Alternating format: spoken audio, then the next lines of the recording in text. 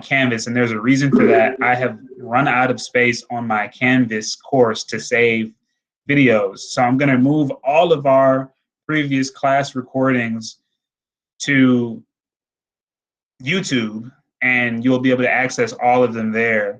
That might take some time, so bear with me, but if you've noticed that the previous days' lessons have not been uploaded, it's not because I haven't been recording, it's just because I don't have any space to upload them to Canvas. So I'm going to start putting them on YouTube. But today's date is October 1st. Hard to believe that we're already in October.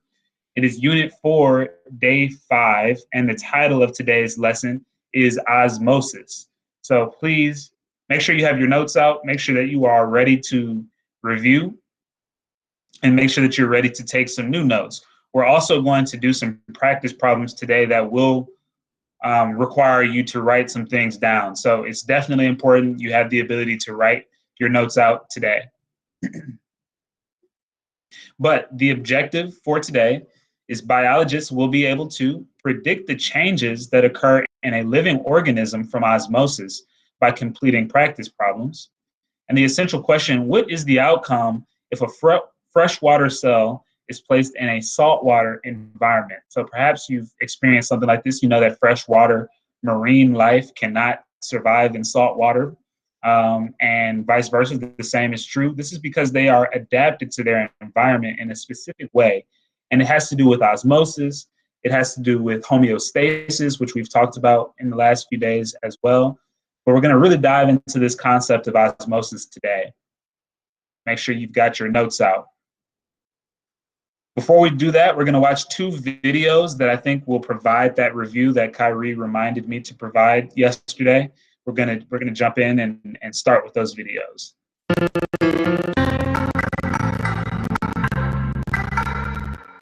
Here's a cell on your screen.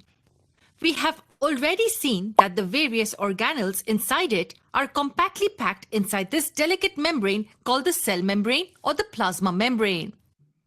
We've even seen that the cell membrane makes use of diffusion process to transport gas and water molecules in and out of the cell. However, diffusion is not the only process employed. There are a few more on the list. Let's have a look at these methods in this video. Tell me one thing, how do we transport water from a lower height to a higher height? We need a pump, because this does not happen on its own. A force or some energy is required to pull the water upwards. Similarly, in a cell, some molecules have to be carried inside or moved outside the cell. This requires energy to be spent. The energy used is in the form of ATP molecules. This is called as active transport. That is, active transport requires expenditure of energy. The transportation is carried out by protein molecules present on the cell membrane. On the other hand, diffusion does not require energy. Hence, it's a type of passive transport. So movement of molecules without spending energy, as in case of diffusion, is passive transport. Similarly, movement of molecules across the membrane with the expense of energy is active transport. Now let's get to know one more interesting concept named osmosis. Have we ever come across this term osmosis? Well, quite often. But what exactly do we mean by this? Osmosis is defined as the movement of water from higher water concentration to lower water concentration through a semi-permeable membrane. So let's say we have this container which is partitioned by this semi-permeable membrane. Now we add sugar solutions at both these sides. However, the concentration of each is different. Here we add concentrated sugar solution, while here dilute sugar solution. That means the concentration of water in this solution is obviously more compared to this. So after some time, we see water molecules moving from this side of the partition to this side. And how long will this movement take place? It will occur till the concentration of water is balanced, that is, equalized on both the sides. This is nothing but osmosis. Let's learn some more interesting concepts about osmosis and cell transport in the next video.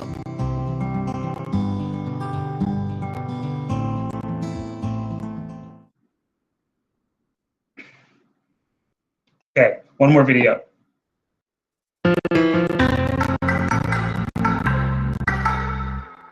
We all have seen raisins swelling up when kept in water for some time. Any idea how this magic works? Well, it's simply the process of osmosis which results in the swelling of these raisins. You heard me right. It's osmosis process due to which the water from the surrounding medium enters the cells of the raisins, helping them to swell. Can we define osmosis once? It's simply defined as the process in which water moves from higher water concentration to lower water concentration through a semi-permeable membrane. An interesting thing to know about osmosis is that the movement of water is affected by the amount of a substance dissolved in it. And what does this mean exactly? Let's conduct an experiment to understand it better.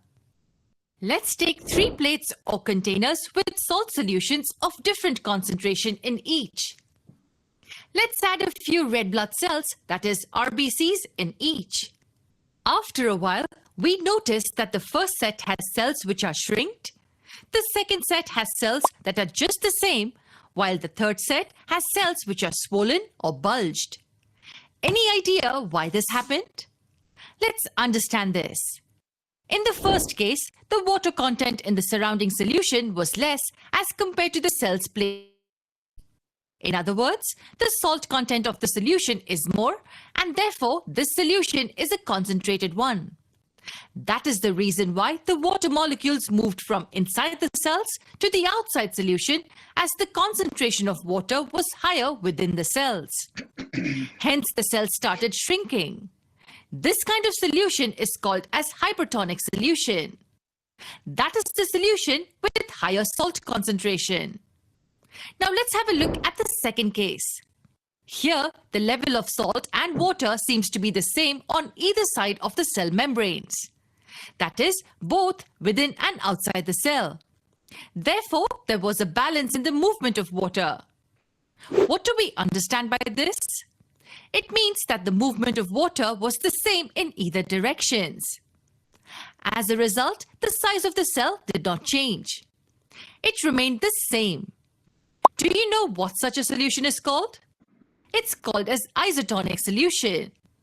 The two solutions are isotonic when the concentration of water is the same on either sides of the semi-permeable membrane. Now let's focus on this third set. The cells in this case are surrounded by a dilute solution, that is by higher water concentration. The salt dissolved is less and the water content is higher. Therefore, water molecules move inside the cells and hence the cells get swollen. Such a solution is called a hypotonic solution. In other words, solution with a higher water concentration compared to the other. This is how various solutions and their different concentrations help cells to sustain pressure and to survive. Movement of molecules across the plasma membrane is also influenced by the simple process of osmosis.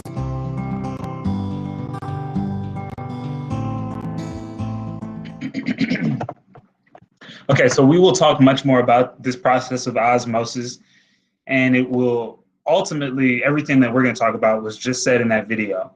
But if that video was a bit confusing, don't worry, we are going to talk more about it. But first, let's see if we can answer this practice question. Do not send me your answer on Remind, but you can send your answer to the chat. So the question is, which type of transport is being used when the paramecium pumps out the excess water back into the environment? Which type of transport is being used when the paramecium pumps out the excess water back into the environment? So go ahead and start sending your answers to the chat, A, B, C, or D.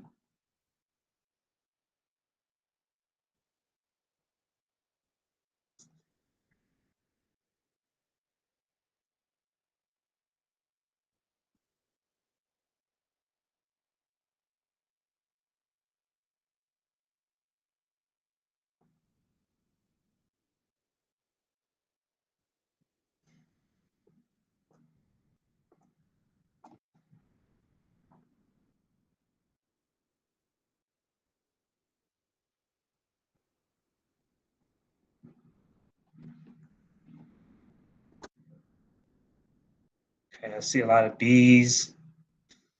Kyrie jumped us off with an A. Okay, excellent. So a whole bunch of B's. Nick says C. Can someone who said B please explain why they think it's B?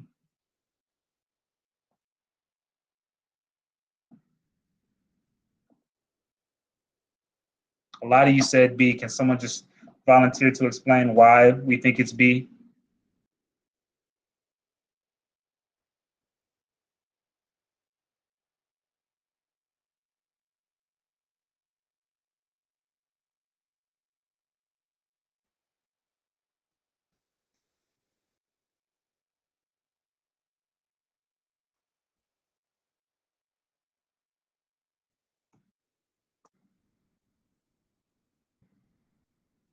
Can someone explain why we chose B as an answer? So a lot of you said it. Maybe we were just following the crowd. What's the rationale behind B?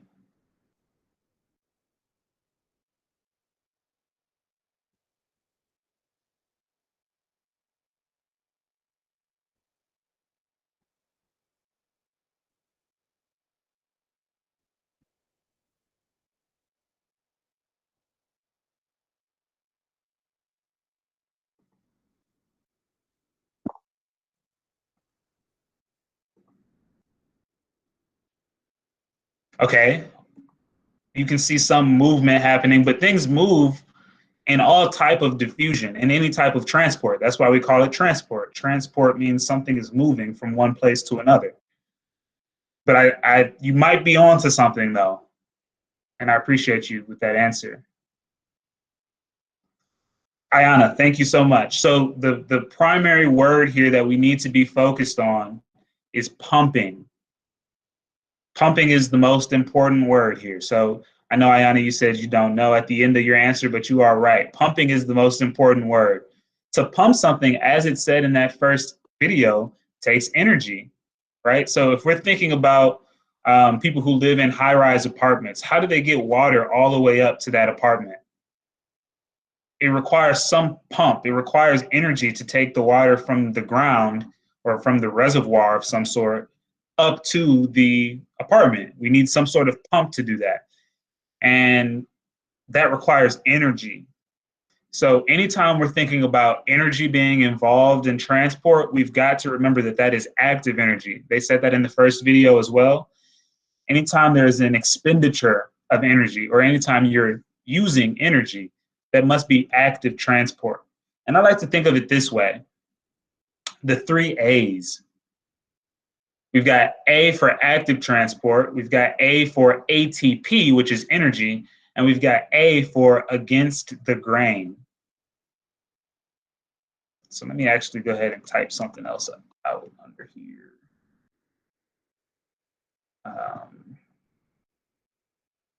From low to high.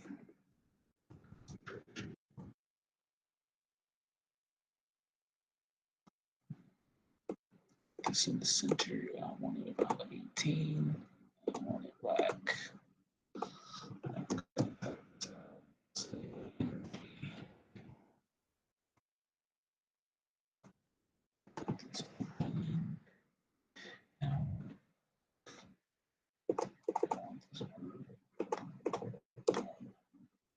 All right. So this is a good thing to write down if you're actively taking notes and you're writing them down. The three A's: active transport, ATP, which is cellular energy, and against the grain. Against the grain. I don't like how this is like off center. Give me a second.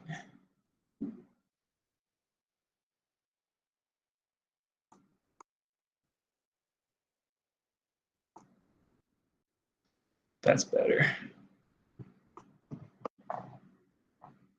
All right.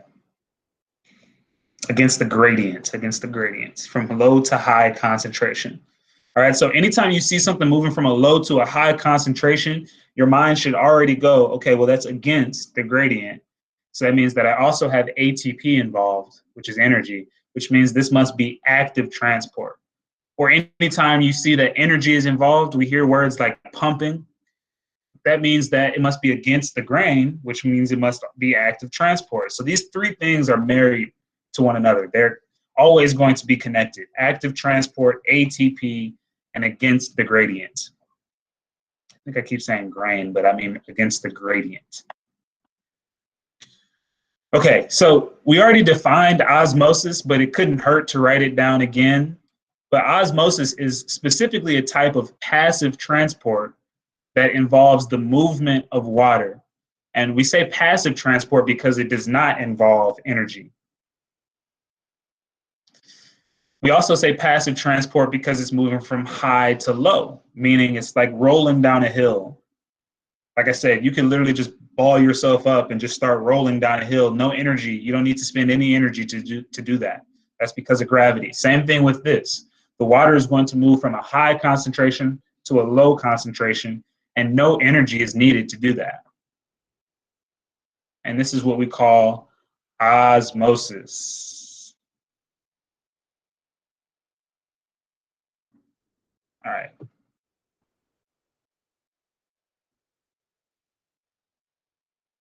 So they talked about this in the second video, but what we have here are 3 sets of red blood cells. We all have red blood cells in our bodies. They're responsible for carrying the oxygen from our lungs to other parts of our body. Very, very important. Depending on the environment in which we place cells, the cells will begin to change. What I mean by this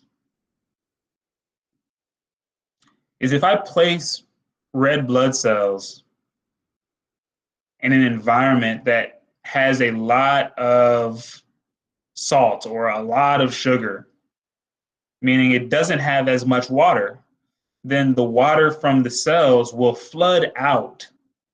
I'm moving from high to low concentration. The water inside of my cell is in a high concentration. The water outside of the cell in the salty environment is in a low concentration.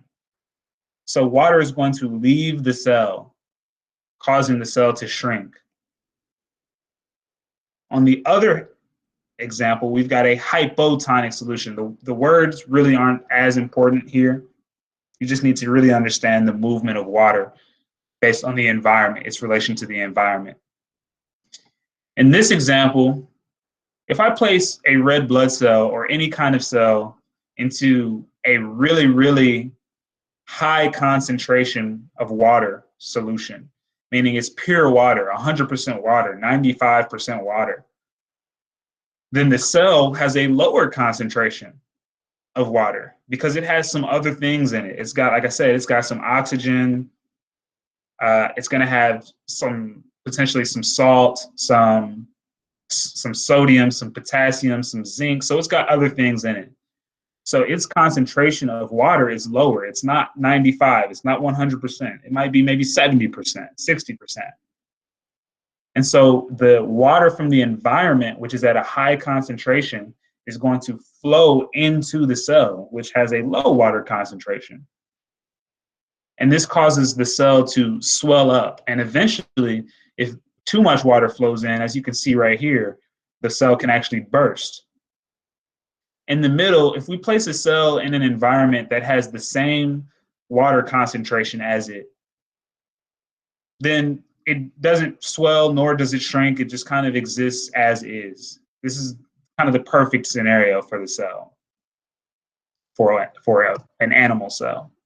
Okay, so we're going to do some exercises with this so you all can start to predict how water is going to move, and then you'll be able to predict what happens to the cell as a result of that water movement. Remember, if water leaves the cell, then the cell is going to shrink. Just like if I have a water balloon and I puncture a hole in the water balloon and just a little bit of water starts to shoot out, then obviously the water balloon begins to shrink. And just like a water balloon, if water starts to flow into it, then the water balloon grows. And if it grows too big, we know that there's a maximum size that that plastic can be. So eventually it can burst if too much water is placed inside of it. Our cells behave the same way. Okay. And you may be wondering, what do we mean when we say solution? A solution is simply a combination of solutes that have been dissolved in a solvent. So solutes are dissolved in a solvent. I'm going to type that. You all should be writing this down while I type. Solutes are dissolved in a solvent. Together, they make a solution. First of all, I'm going to put that in a yellow background. Make this about 4.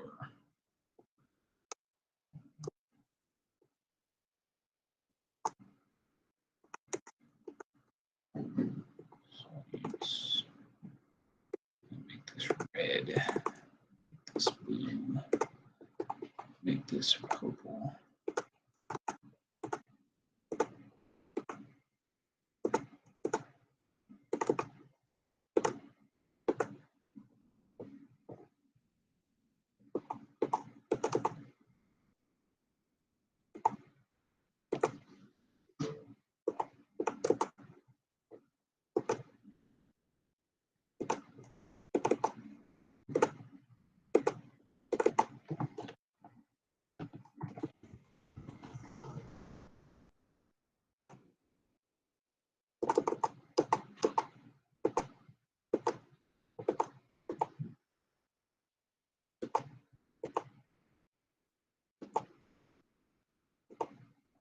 All right.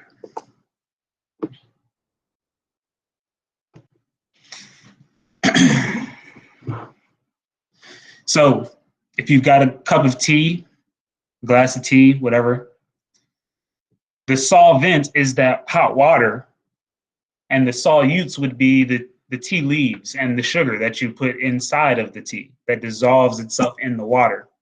The overall solution is the tea. Or if you've got a glass of Kool-Aid, the solvent, again, is water. The solutes would be the powder, the Kool-Aid powder, and maybe some additional sugar. And the solution is known as the Kool-Aid drink.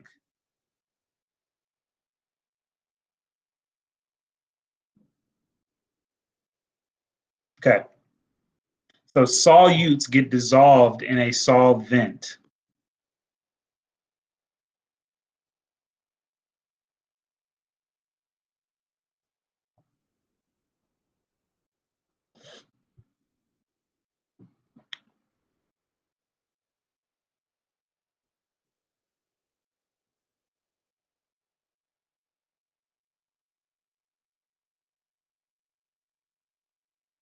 I'm going to do one more slide to kind of to explain what's going on here.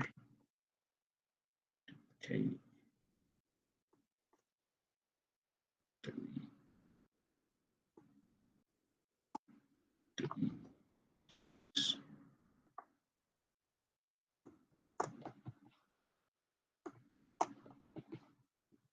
All right.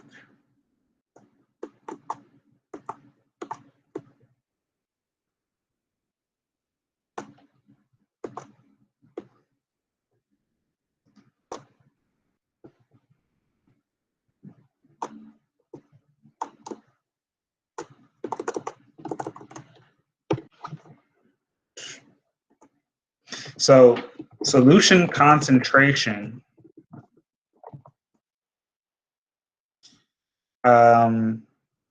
solution concentration is the percentage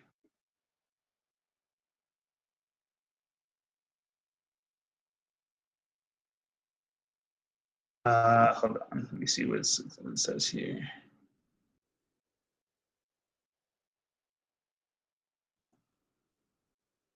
Okay, solute concentration. Percentage of the solution That is the solute.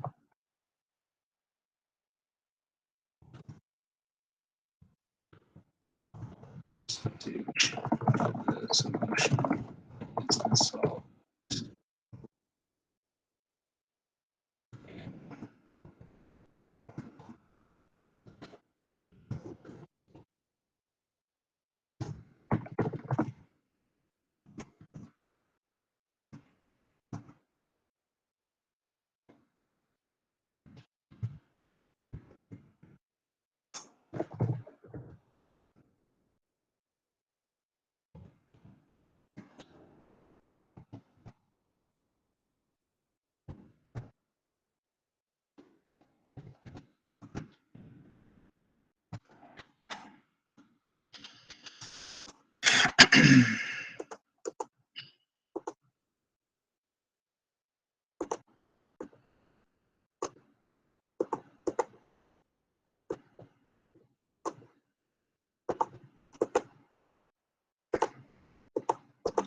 Do this too.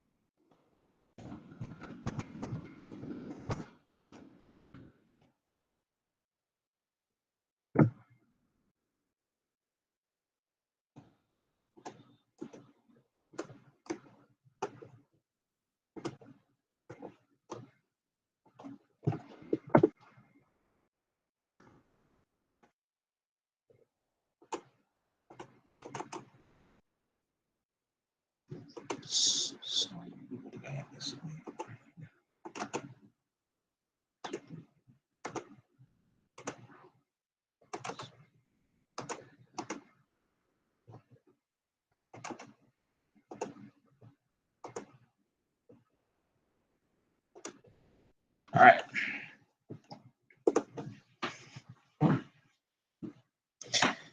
So when you hear me refer to the solute concentration, I want to know what the percentage of the overall solution is the solute.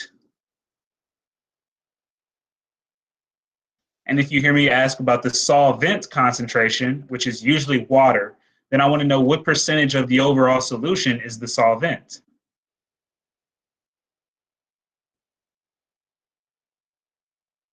The solute concentration plus the solvent concentration should equal 100%. So we're going to see what that looks like. I'm going to focus on that.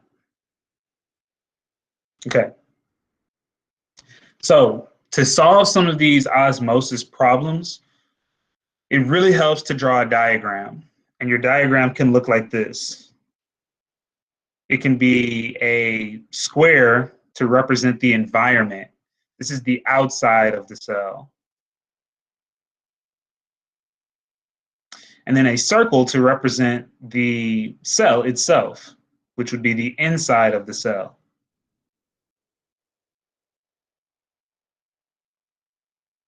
So very simple diagram that you can draw just to help give yourself a visual as you solve some of these problems. There is a little bit of math involved, and so the more visual you can make this, the less likely it is you make a mistake while you're doing your math or while you're interpreting your answer.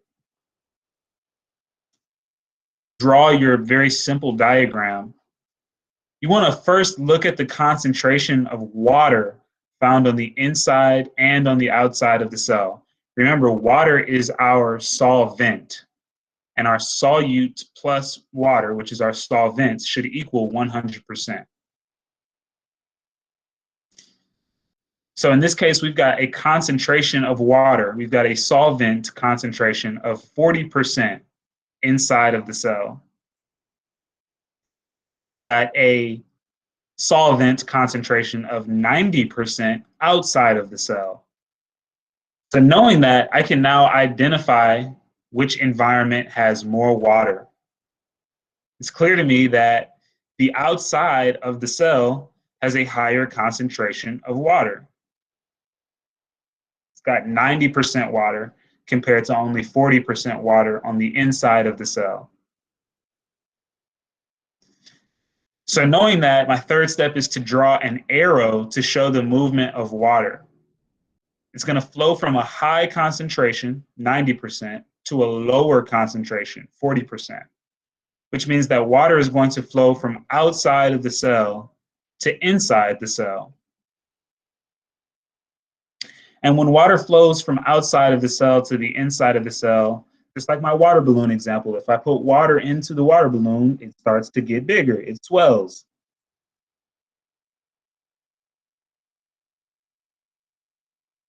Okay, so that's a good analogy to have in your head. If my cell is like a water balloon, what happens if I put water in it? Well, it has to grow.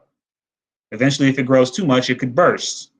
What happens if I puncture a little hole in the water balloon and water starts to shoot out of it, meaning the water is leaving the water balloon? Well, it starts to get smaller, it starts to shrink. Eventually, if all of the water is gone, then I'm left with just a plastic water balloon. So that's what we should start to think about. Okay, let's try one. I'll do this one. Keep in mind, my water concentration plus my solute concentration should always equal 100%. So in this example, I need to solve for this, but I know 30 plus this x here equals 100%. So 100 minus 30 equals x, and that tells me that 70 equals x. This example down here was much simpler because it was just 50-50. So now I know I've got 30% water on the inside of my cell, and I've got 50% water on the outside of the cell. I'm not even paying attention to the solutes here. The solutes really don't matter when we're thinking about osmosis. Okay, we're really paying more so attention to the concentration of water. My water concentration is higher on the outside of the cell, and it's going to flow from high to low, which means it's going to flow from this higher concentration to the lower concentration. It's going to flow from the outside to the inside of the cell. And just in my water balloon example, if I have water flowing from the outside inside of my water balloon grows. So the cell will swell. Bet you can't say that 5 times fast. Cell will swell. All right. Now, you guys do one. Somebody volunteer to help me with this problem. What's going to be my solute concentration right here?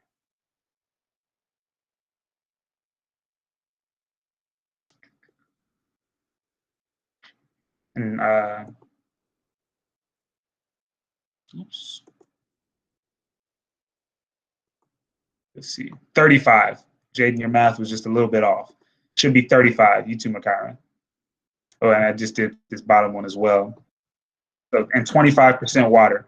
So based on these concentrations of water, again, not paying attention to the solute concentration, just want to know about water in these examples for osmosis. If I've got 65% water inside of the cell and 25% water on the outside of the cell, which direction is the water going to flow? To the inside or to the outside?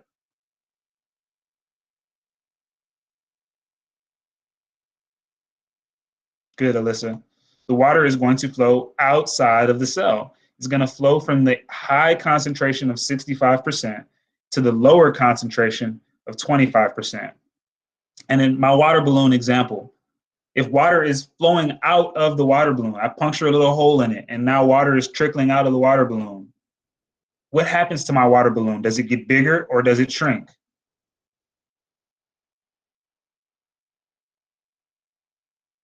What's going to happen to the cell if water is flowing out of it? Will it swell or will it shrink?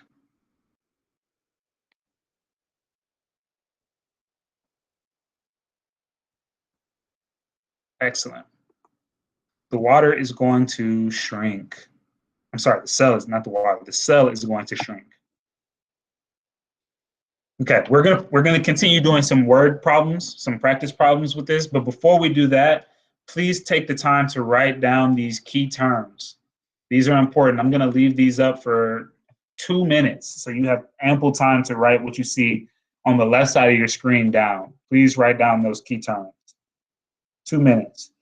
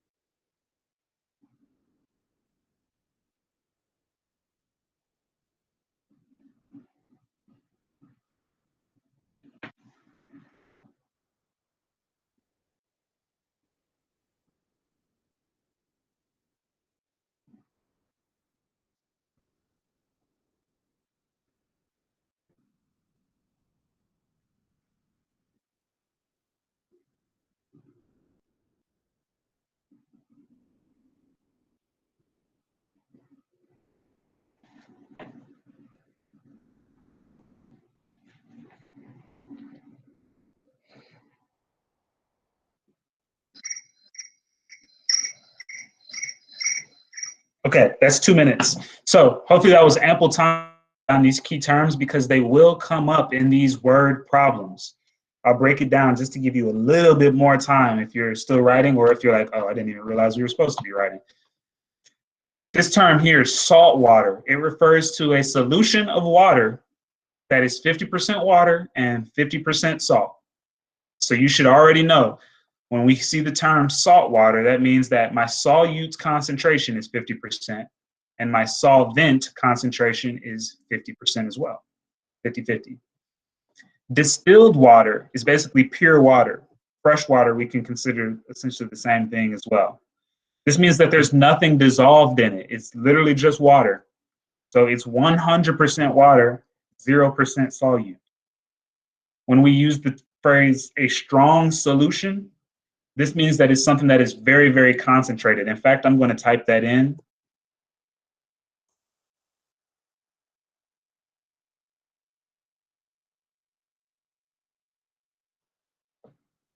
A strong solution is very concentrated, which means, and actually I'm going to go back up here.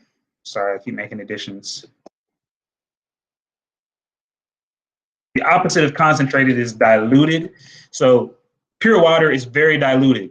It's just water. There's nothing dissolved in it. A strong solution is very concentrated, which means there is a lot dissolved in it. It's 90% solute, very little water. Okay. And if we say that something has a 5% salt solution, that means it's 5% salt. And then obviously it has to add up to 100%, so 95% water. If I say something has a 30% salt solution, well, then it's 30% salt and 70% water. So let's try it out. Can someone volunteer to read this word problem for us, please?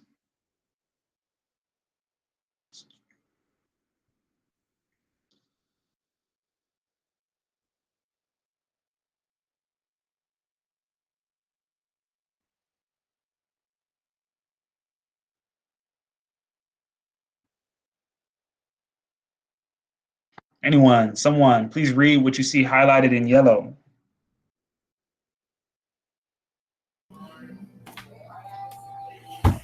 A human cell with 70% water, 30% solute is placed in a beaker of a very strong sugar solution what will happen to the cell over time? Excellent. Thank you so much, Jaden. So our ultimate question, what we're ultimately trying to figure out is what is going to happen to this cell? Is the cell going to shrink? Is the cell going to stay the same? Or is the cell going to swell up? So what we know about this cell is that it's made of 70% water and 30% solute. Keep in mind, we don't really care about the solute concentration for these word problems. We just care about the water. And it also says that that cell is placed in a beaker of very strong sugar solution. Very strong, a strong solution. That's why I had you write this down for a reason. All right, so same question here, but I want you all to get in the habit of drawing your diagrams for these. So we've got a human cell with 70% water and 30% solute. Boom. You can go ahead and draw that in your diagram. Now, someone tell me, what is the concentration on the outside of the cell? What's the concentration on the outside of the cell?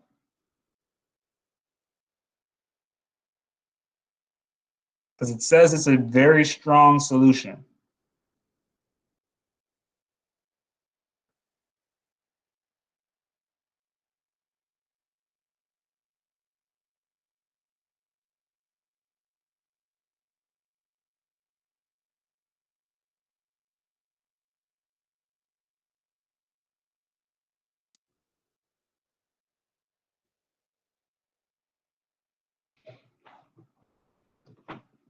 Well, on the last slide, I asked you to write down some key terms.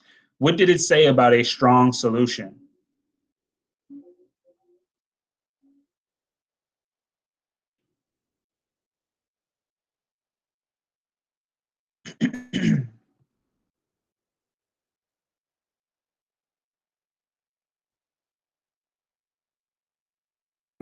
%90. Good, thank you, Fanique. So we know we've got 90%, is that 90% solute or 90% water?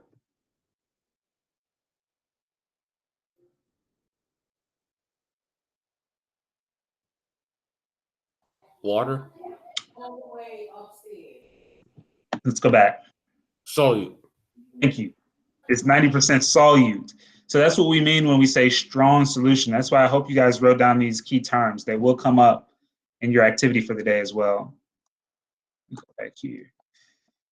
70% water, 30% solute inside the cell, and we've got a strong solution on the outside. So just like Fanique and Jaden just tag team to figure out, that means we've got a 90% solute and 10% water on the outside of the cell. So is my concentration of water higher on the inside or on the outside?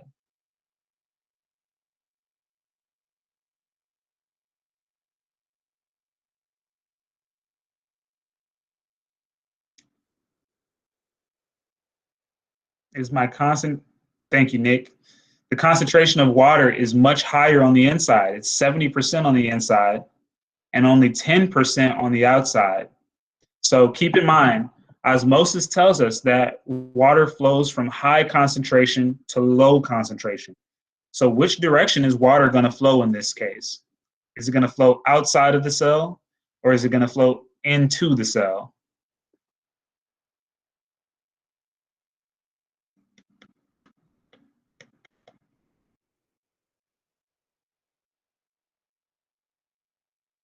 Into the cell?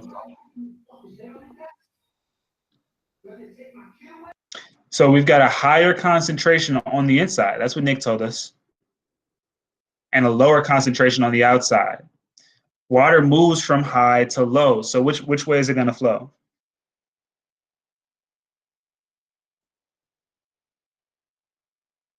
Thank you, Nick. It will flow outside of the cell. And what happens when I start to release water from the cell? Is it going to get bigger or is it going to stay the same or is it going to shrink? It's the last question. That's what we ultimately need to know.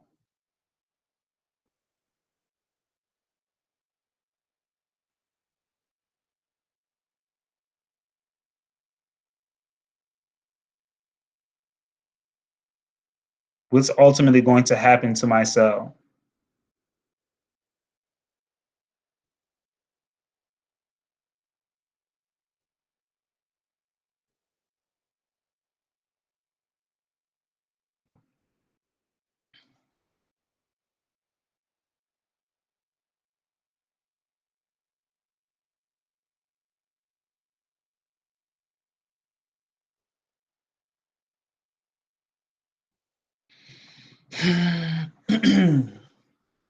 Waiting for somebody to give me some help here. If water is leaving the cell, what happens to it? Does it shrink or does it swell? Come on, folks. Go ahead, Ayana. Thank you, Alyssa. Shrink. Yes, the cell will shrink. All right, come on. Let's not take so long to do this next one. It says Antonio placed a saltwater plant in a container of distilled water. What will happen to the plant cells over time? So again, we're trying to figure out what happens to the cell. Does it shrink? Does it stay the same? Or does it swell up? Does it grow? Okay, first we need to figure out the concentration of water on both inside and outside of the cell. So inside the cell, we've got a saltwater plant. So what should be the concentration inside of the cell? This is back to those key terms we talked about. 50. 50-50, good. Excellent.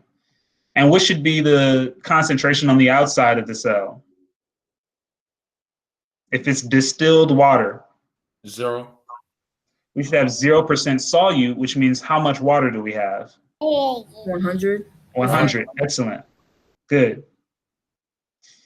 So where is my concentration of water higher? Inside or outside? Outside.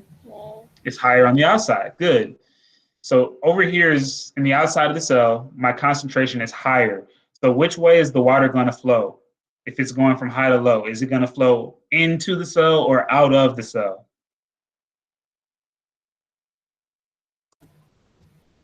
Into. Into. Thank you, Ayana. Good job. And lastly, what we're ultimately trying to figure out, what happens to the cell when water is flowing into it?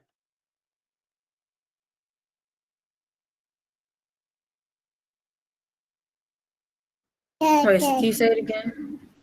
What's going to happen to the cell when water is flowing inside of it? Does it shrink? Does it stay the same? Or does it swell up? It swells up. It swells up. Excellent. So this is how you do these problems, folks. You got to draw your diagram. Well, you don't have to, but it really helps to have these visuals. Then you need to decide which side, inside or outside, has the higher water concentration. Then you need to know which direction is water going to flow based on that higher water concentration. Water will always flow from high to low. That's what osmosis tells us. And then lastly, what happens to the cell based on the direction that water flows? Okay, I think this is the last one. A freshwater amoeba is moved to saltwater environment. What will happen to the cells of the amoeba? So I don't want to walk through this one. I want to take 2 minutes, and I want you all, after 2 minutes, to tell me. Don't type anything in the chat until 2 minutes is up. Give people an opportunity to figure it out on their own. All right, so let's take 2 minutes, figure out this problem. I want to know this last answer here. What happens to the cell? So I want you to tell me, does the cell shrink? Does it swell? Or does it stay the same? Don't say it until 2 minutes is up. Starting now.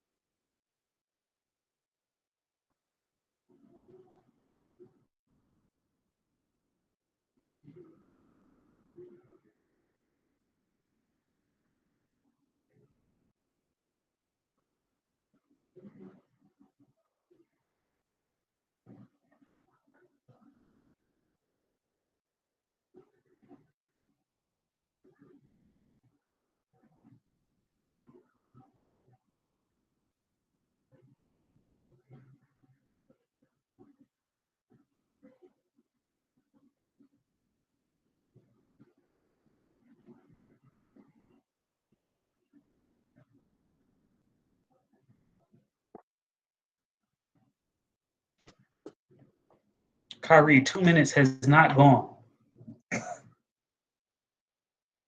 30 more seconds.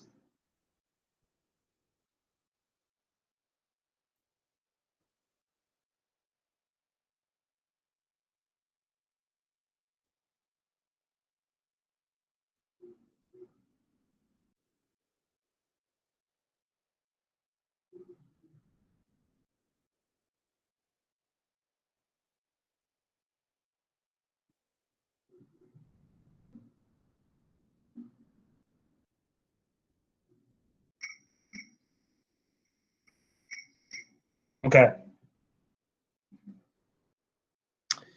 So we've got one person, Kyrie, who says that the cell will shrink. Go ahead, type in your answers. Tell me what's going to happen to this cell. 2 minutes has been up. You should have figured it out by now. What happens to this cell?